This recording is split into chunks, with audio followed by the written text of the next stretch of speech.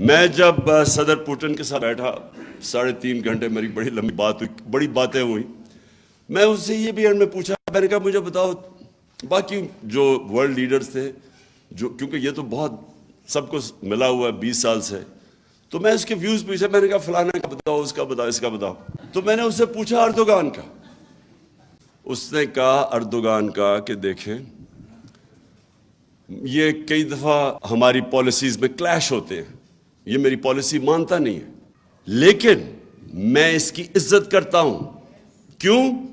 کیونکہ یہ اپنے ملک کے انٹرسٹ کے لیے کھڑا ہے. دیکھیں جب آپ اپنے نیشنل انٹرسٹ کے لیے کھڑے ہوتے ہیں دوسرے سمجھ جاتے ہیں, ان کو پتہ ہوتا ہے کہ اپنے نیشنل انٹرسٹ کے لیے کھڑے.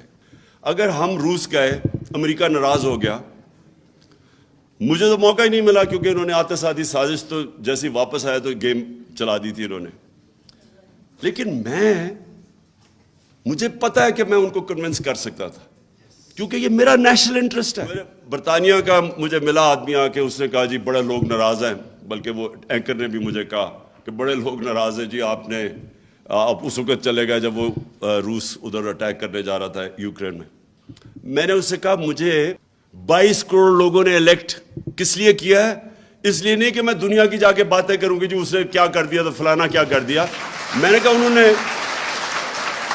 انہوں نے مجھے اس لیے الیکٹ کیا ہے کہ میرے کم از کم 12 کروڑ لوگ, ان میں سے آدھے غربت کی لکیر سے نیچے ہیں, اور آدھوں کو جب مہنگائی کا جھٹکا پڑتا ہے وہ بھی نیچے چلے جاتے ہیں غربت کی لکیر سے نیچے.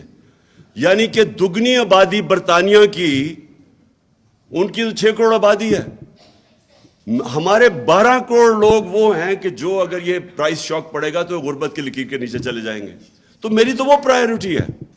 میں نے کہا تمہارے ملک میں مصیبت پڑ گئی ہے, مہنگائی آئی ہے, اور ان کے ملک میں کیا مصیبت, وہ کتنے اربوں ڈالر دے رہے ہیں اپنے لوگوں کو, اب سبسیڈائز کر رہے ہیں, یہ انرجی کاسٹ سبسیڈائز کر رہے ہیں, لیکن ان کے تو لوگوں کی سٹینڈرڈ آف لیونگ نیچے جاتی ہے.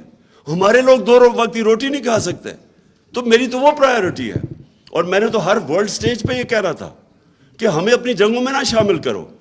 میں نے کہا آپ کشمیر کے اندر کوئی ہماری مدد کرنے آتے ہو, جو ہندوستان سارے انٹرنیشنل قوانین کی وائلیشنز کر رہا ہے. 1 لاکھ کشمیری 30 سالوں میں 35 سالوں میں شہید ہو چکا ہے. کبھی آپ نے ان کی کبھی سوچا ہے؟ تو آپ کہہ رہے ہیں ہم تمہاری جنگ میں آ کے فیصلے آپ کی سائڈ پہ کھڑے ہو جائیں. اور وہ سمجھتے ہیں, یہ ڈیموکریٹک سوسائٹیز اس چیز کو سمجھتی ہیں. اور ہمیں اگر یہ جو یہاں بدقسمتی سے غلام ذہنیت ہے لوگوں کی, ان کو اس چیز کی سمجھ نہیں آتی. جو لوگوں کی ملکوں کی عزت, پہلے تو اپنے نیشنل انٹرسٹ کے لیے کھڑے ہو, اور سیکنڈلی جب آپ قوم اپنے پیر پہ کھڑی ہو جاتی ہے پھر وہ سب کچھ کر سکتی ہے. 22 کروڑ لوگ ہیں. میں آپ کو یقین دلاتا ہوں جتنا پیسہ پاکستانیوں کے پاس ہے کوئی مشکل نہیں ہے, ہم اپنا قرضے واپس کر سکتے ہیں.